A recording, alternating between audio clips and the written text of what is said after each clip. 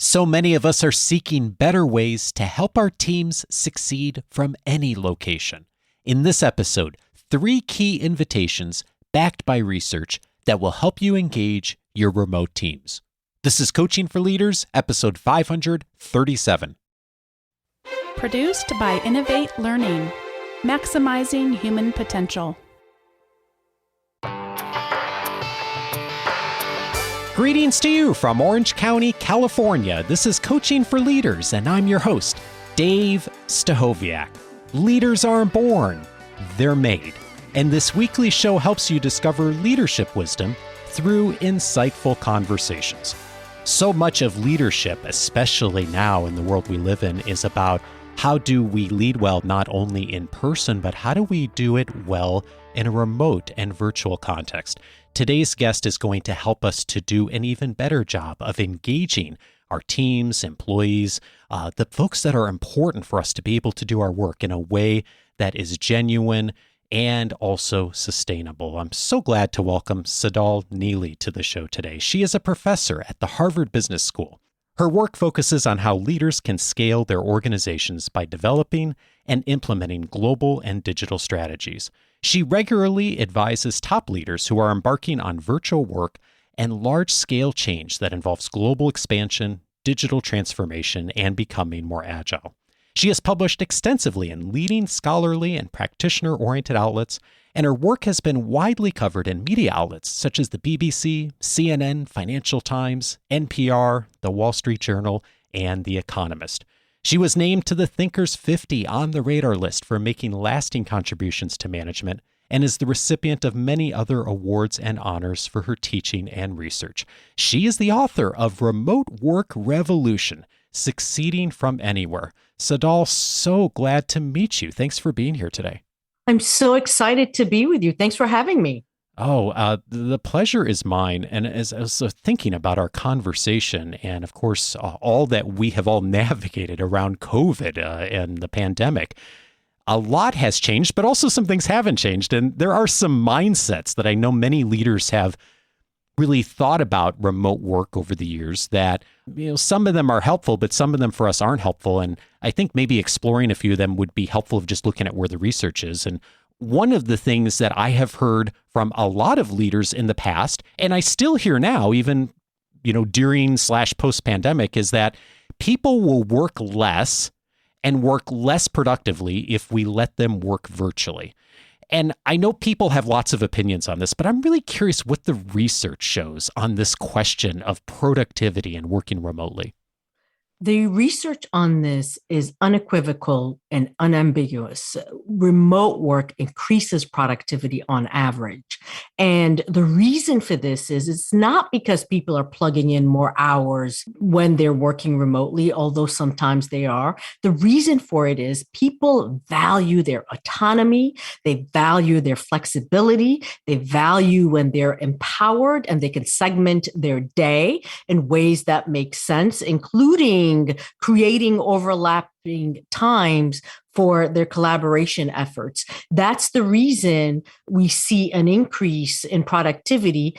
Employees' job satisfaction is higher. And the data on this dates back some 30 years when Cisco first started to experiment with remote and hybrid work in 1993 and saw a rise in productivity. Then Sun Microsystems, later acquired by Oracle, experimented and were blown away to see such a rise in productivity to the point where they ended up in 10 years reducing $500 million worth of real estate. And from there, you've seen so many other companies around the world who've experimented with virtuality and remote work with similar results. And if you want to ask, well, are these all just for-profit private companies? Governmental organizations have experimented with remote and hybrid work and have seen increases in their productivity. So it's unequivocal. And many people have also experienced it during these COVID periods. It's so interesting how, even though that research has been so consistent for so many decades now, really, when you think about it, And yet there is still this perception and fear, I think, from a lot of leaders and organizations. When you work with leaders to help them to maybe look at the data and the research, what, if anything, do you find is helpful to perhaps help people to start to see some of the data and that they're not likely to go down the path where it is going to be, we're going off a cliff or we're losing control or destroying productivity? The fear, the paranoia is that how can I lead people or lead an organization where I don't see them on a regular basis? How do I make sure that culture goes inside of them, right? That they can integrate a culture, that culture building takes place.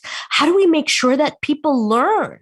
The questions around virtual onboarding are nonstop. I hear that question constantly. How do you onboard people virtually where they can learn who we are, our identity, our cultures, and learn how to work with others? People worry about that, but ultimately it's the fear of loss of control. When we think about work and workers as being present and we can see them, kind of the butts and seats scenario, leaders and managers feel more confident in their own abilities to lead and manage. But when you have a distributed workforce and a hybrid workforce where there's a mix of people who may be physically present, those others who are remote, who need to dial in, people feel like they don't know how to easily manage and control work and performance. All or nothing is easy. Hybrid, which is the gray zone, is scary. That's where this problem lies. But that fear you mentioned leads into something else that leapt out at me when I was reading the book about some of the practices that some organizations and leaders are using around surveillance software and systems. And the message I got looking at the book, and also just thinking about anecdotally hearing about stories over the years of people who've been part of this, is people really despise these surveillance systems and services. For those who find themselves in a place where maybe they've done some of that or they're thinking about that, what do you tend to advise for how to think about, using something like that? Well, first and foremost, it's important to have full empathy around the experience that you're giving your employees when you're bringing in software or apps that tracks them. And the word that I hear from people who are subjected to these surveillance software or services, by the way, they call them awareness technologies. It sounds a little nicer, awareness technologies, but the term is humiliating. People say they feel humiliated and even infantilized when they're being monitored. And so why would you want employees at any level of your organization who feel humiliated by the technology and the actions that you're taking? And the workers also say when times are good, meaning job insecurity is not at the forefront of their minds, they will leave those organizations. So ultimately, you've humiliated people and they're going to leave, move on once you've implemented these surveillance software and services. So I think it's a mistake to rely on them in order to lead and manage. You have to up your leadership repertoire and skills and learn how to lead people that you don't see every day, grounded on outcomes, not in detailed processes and management, grounded on trust. This is the key thing with remote and hybrid work. We must trust people. We confer trust. We equip people. We empower people. We coach people to do better if we're concerned about performance. But micromanagement or any type of surveillance activities will backfire. And this is what we've learned from the data. I guess I can get to a place where I can see philosophically how a person or organization could say, okay, I want to monitor people. I don't agree with that, by the way. I'm in your campus at all, but I could see where someone could get there philosophically. But on a practical level, even if you're there philosophically, it just sounds like a recipe for backfiring on you. Like, even if you want to do that, like the results and the research seem really clear on this, that going down that route is just such a bad decision on so many levels. I'm sure there are exceptions somewhere, but boy, it just does not seem like a helpful thing to do. It doesn't. And the thing about it is the managers who may use these softwares don't always think that I'm monitoring people, the clicks and the movements. At times, it's maybe by putting these systems in, we will always be present together with each other. It just doesn't work. It doesn't work. It hasn't been effective. But yet, at the same time, we have seen an explosion in the sales of these systems. My question is, as we are entering an era where the war for talent is going to be fierce, a labor market that's going to be fierce, how will the organizations and leaders fare who've relied on these systems? It's a question that we will see answers to sooner or later. Yeah, indeed. And it seems likely sooner, given everything going on with the economy and so much change happening, and the tight labor market at the time we're recording this. Something you said a minute ago I loved, which is the invitation of, this is an opportunity for us to up our game from a leadership standpoint. Instead of relying on a software or awareness technology or whatever, is let's instead use this as an opportunity to do better as leaders. And one of the reasons I wanted to talk to you is I love that you really carve out in the book, a lot of work on specifically how leaders, we can do a better job at engaging remotely. And in particular, there's 3 areas that you really invite leaders to look at and to move in on in order to engage better. And I think that's something that has come up a lot as I think about conversations in the last years.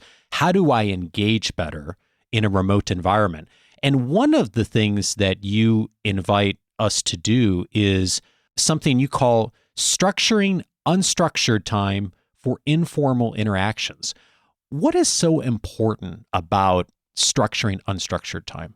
Structuring unstructured time is incredibly important in an environment where we can't easily hold water cooler conversations or cappuccino conversations, or if you're in England, tea kettle conversations, where the informal engagements ultimately help and shape our relationships with one another, and they help and shape our work as well. So in a remote or distributed environment, you don't have the occasion to have these because we were not going to have these serendipitous encounters. So what you do is you actually deliberately set the times in these micro moments throughout your interactions with your group, with your team, with your stakeholders to connect informally before the formal business begins. So for example, consider a 1-hour meeting. Say you have a 1-hour meeting, 60 minutes.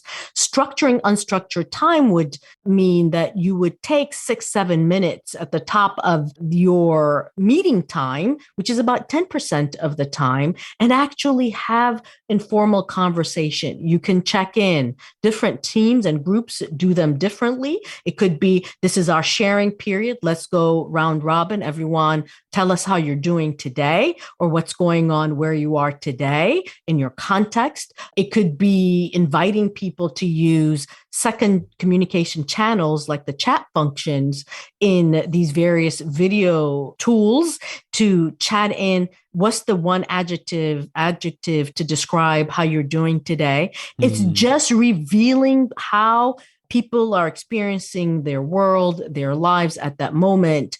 And it really helps with the social lubrication that's needed for the formal work. You continue to get to know one another. You continue to see people and where they are, but yet you're not doing it for an extensive periods of time. Now, what we've learned is that people from different cultures experience structuring unstructured times differently. In the US, it's like, wait a minute, you want me to take 6-7 minutes in my 1-hour meeting to just chit chat? That's like a waste. In Latin America, the Middle East, people say, that's not enough time. We're friends now. We need 20 minutes. Oh, yeah. But you have to push people to be disciplined about this. And so the comfort levels differ. But once people get into the habit of doing this, that becomes their favorite part of their coming together, their meetings. I'm so glad you said that, because I've been part of a regular meeting of a group that meets every month with some colleagues, and we set a while back of the first 5 or 10 minutes are going to be just chit chat, checking in. And I remember when we first decided that, it wasn't my suggestion. I had the thought, the typical US mindset you just described, like, gosh, we only have this amount of time once a month. Like, it seems kind of like a waste. And the funny thing is now, after having done it for a while, I would never have us go back to where we just start on the agenda. That is sometimes the most enjoyable part of the meeting. And often it does lead then to later parts when we're talking more business or organizational type things. Those connections often then provide the framework for then deeper conversation later. And I think that leads me to something else that I get the sense that's really at the heart of this message too, is the invitation I think you make for leaders to initiate it yourself, right?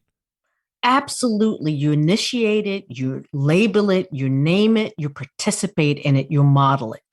And in the end, people will really begin to crave that aspect of your time together. And it has to be leader-led and leader-modeled. And it's actually magical. We've looked at distributed teams that don't do this versus distributed teams that do this.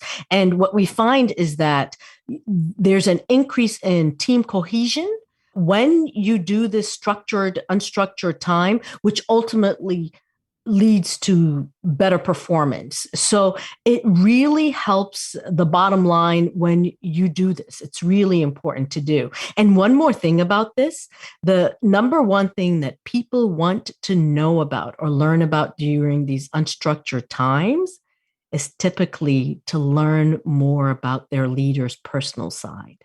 So some self-disclosure there becomes part of a leadership imperative in a distributed environment or a hybrid environment. Fascinating. I know some leaders struggle with that a bit of, on one hand, like, gosh, I don't want this to be about me. I don't necessarily want to talk about personal things. And then some people go the exact opposite direction. They want to share everything and bring out the family vacation photos and spend 20 minutes. I'm curious if you've found something for folks who have started to lean into that better and maybe talk about something personally a bit more. That's helpful as a starting point, just to get some comfort of being able to step into that space a bit. Sure. So the way that you build emotional trust with people, particularly in the kind of dynamic hybrid environment that we may see in the future of work, is through some form of self-disclosure, active self-disclosure. And sometimes we call it sharing of yourself. And the self-disclosure is truly just revealing your preferences, your aspirations, your thoughts, your decision-making processes, a bit about your home life, perhaps anything related to your car, your pets. But it's really showing people who you are, your humanness. And this self-disclosure actually, it does a couple of things. One is people perceive those who self-disclose as more approachable and more likable. Go figure, right? Yeah. If you self-disclose, people will view you as more approachable and they will like you more.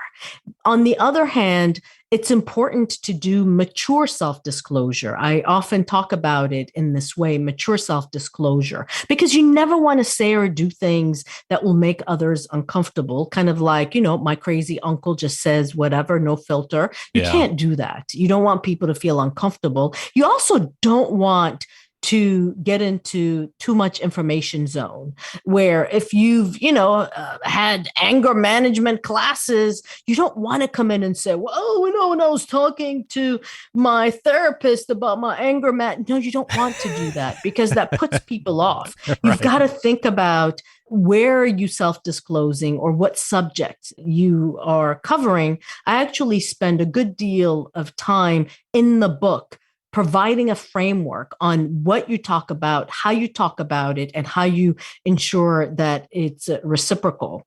Because this mature self-disclosure is truly a leadership imperative, because leaders have to earn their people's trust every single day. And this is one of the ways you do it when you're not sharing the same space all of the time. Such a good practice in the physical world. And as you point out in the book and the research, even more important now in the context of the remote world, because we don't have as many of the opportunities for those things to happen naturally, for the conversation into the conference room or the bump into someone in the hallway. So being more intentional about bringing that in and making that a structured process is huge. One of the other things that you invite us to do, and the message in the book, is emphasizing individual differences. And I'm curious about this one because, of course, we always hear, let's stay focused on the big picture. We're all on the same team. And in fact, you talk in an earlier part of the book about minimizing differences. And I'm guessing there's some nuance here between minimizing differences overall, but also emphasizing individual differences. What's significant about that? What's significant about that, particularly in a distributed work environment, we see this in global environments. We even see it in very domestic environments where people are coming together in groups or for work collaboration reasons, but they don't share the same geography. What you end up is the natural but the detrimental aspect of us versus them, where we tend to make others as a homogenous group. So that it's all those folks in Boston where I am. They are like this, them, they, this. And the way you disrupt that in a distributed environment is to say, actually, Tsedal has a lot of experience when it comes to this particular field or this area. And so what you're emphasizing, the differences that you're emphasizing, is to counter tendencies to homogenize people and to truly draw out the assets that they bring to the group, the diversity that they bring to the group. That's why you're emphasizing differences, to break through the us versus them that can naturally form when you have people who don't share the same geographical space. I really found this as a profound message, and I highlighted this line you write in the book. Leaders should avoid referring to people by their membership in a subgroup. It really gets to what you just said, doesn't it? Absolutely. So it's not those people, they, the us, the them. It's ensuring that everyone understands the potential contributions that each member can make and creating space for that. Yeah, and highlighting the individual more so than just the group and the subgroup. By doing that and being more intentional about that, especially in a remote environment, that begins to then open up the doors, it sounds like, for more engagement, more connection, and people seeing each other as people. And you get away a bit from the, okay, I'm seeing your name on a screen or I'm seeing an icon. It really provides that human context that we might do a little bit more naturally in person, but being really intentional about doing that on the remote standpoint is huge. It is huge. You can think of it as a way to get to know one another more profoundly and more professionally in terms of what people bring, the way in which we are better as a result of that individual's presence, as opposed to becoming a category or a group based on geography, based on other demographic factors. That's why it's important. You're absolutely right. Another key invitation you have, especially in the remote environment for leaders, is forcing conflict. And I think most leaders that I've talked to espouse the value of conflict and that they want to have good, healthy conflict in their organizations. And then when it happens, sometimes they get really uncomfortable with that, or they tend to jump in or squash it when it starts. And what I'm hearing from you and your work is not only is this I don't jump in and try to stop conflict when it's happening, but I'm actually maybe even going a step further in a remote environment of I'm actively really trying to encourage the conflict that needs to happen and be really forward with that. Am I hearing you right on that? You're hearing me right on that. And the conflict is oftentimes disagreements related to work tasks or process by which we get our work done. And the disagreements or the conflict allows groups to think about any topic related to tasks or process very deeply so that no one person will dominate with ideas based potentially on tenure and other factors, but that in fact, when it comes to the work that we do and how do we achieve that work, that we invite contests of ideas so that we get the best ones to surface, no matter where it comes from among us. So a quick example of this is, suppose the group is talking about how to solve a problem and someone makes a suggestion. I think we should do X. So leaders then would say, that's a great, thank you for sharing that. How about we come up with several additional ideas to add to this X idea so that we ensure that we're brainstorming and thinking about all the ways we can do this. So this agreement is not necessarily related to the idea that was put forth, but to say, okay, great, what else is there? So that we don't anchor on the first idea out of just sheer habit. And so the important thing to remember when you're forcing conflict, it's always important to do it around task and process, but never around people. It's not personal. It's related to our ability to come up with the best ideas together. That's a huge distinction. Task and process, not people. I love that. And I'm thinking about what you just said, and I suspect there are people listening to this who feel like they do a really good job with that.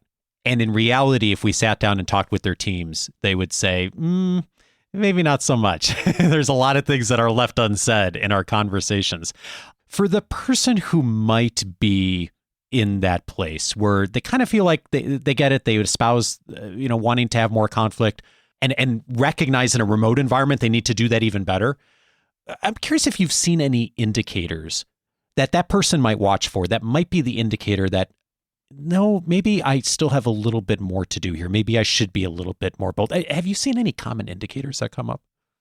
One of the gifts that we get from remote work and virtuality is the ability to launch anonymous feedback on questions that we want to know.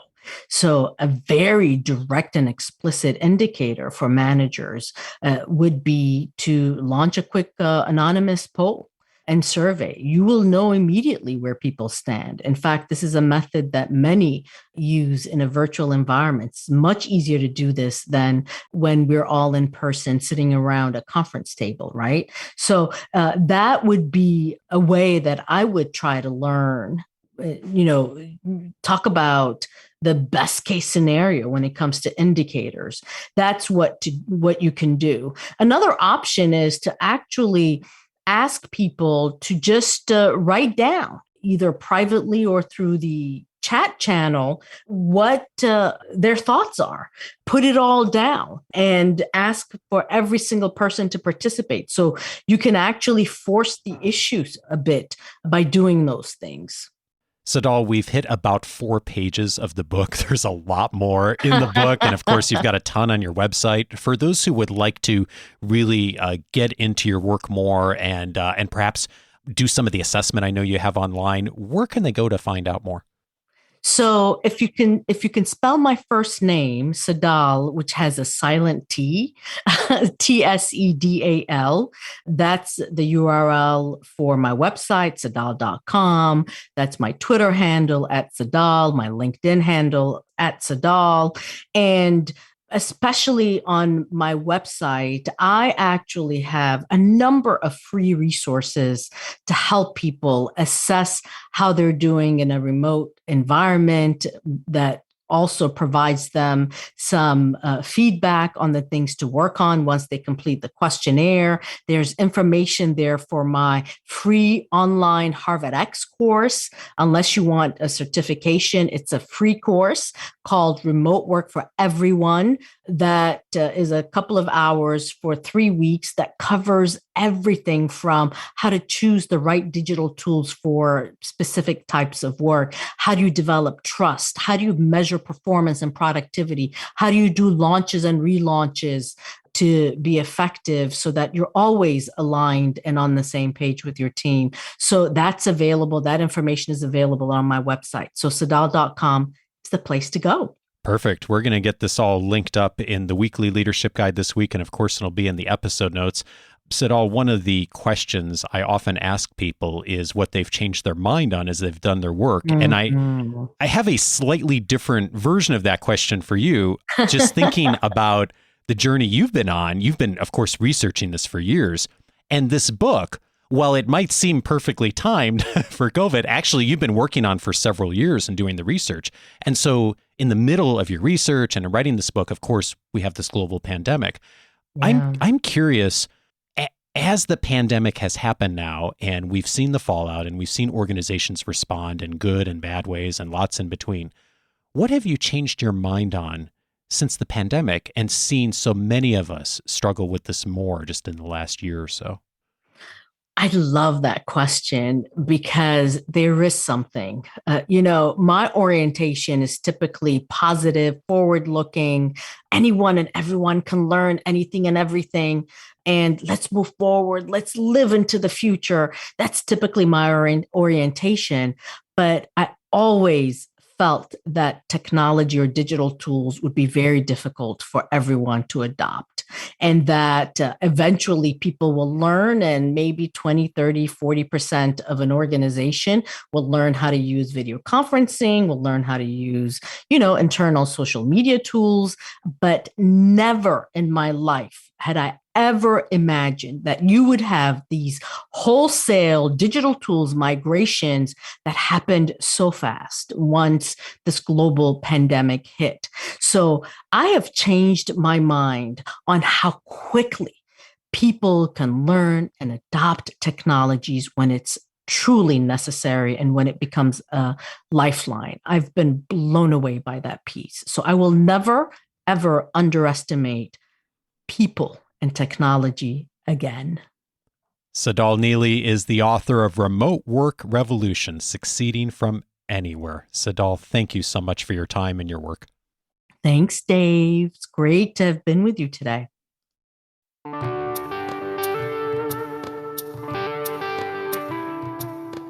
If this conversation was helpful for you, several related episodes I'd also recommend. One of them is episode 404, How to Build Psychological Safety. My guest on that episode was Amy Edmondson.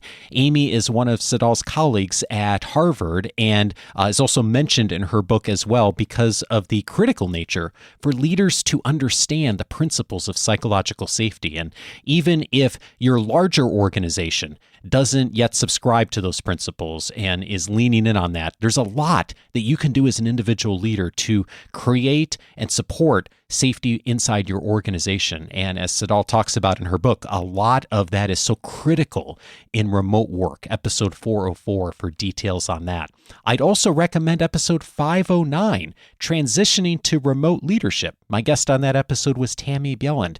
Tammy's organization, Workplaceless, helps organizations to make the transition to remote leadership.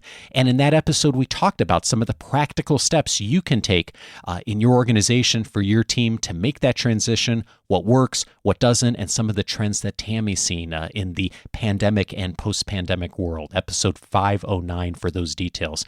And then finally, you heard Tsedal talk about the dangers of humiliation and why we need to be cautious about that as leaders and making sure we're not in a place where we're allowing or maybe even causing humiliation in our organizations and with our people. We've heard that echoed now again and again in recent episodes. Most prominently, that was mentioned in episode 529, The Way Out of Major Conflict with Amanda Ripley. She talked about the destructive nature of humiliation and a ton of the other research around how we really do cause major conflict and cause things really to blow up if we're not careful and if we don't know what the trends are. And all of us are capable of falling into those traps. Episode 529 for a lot more detail.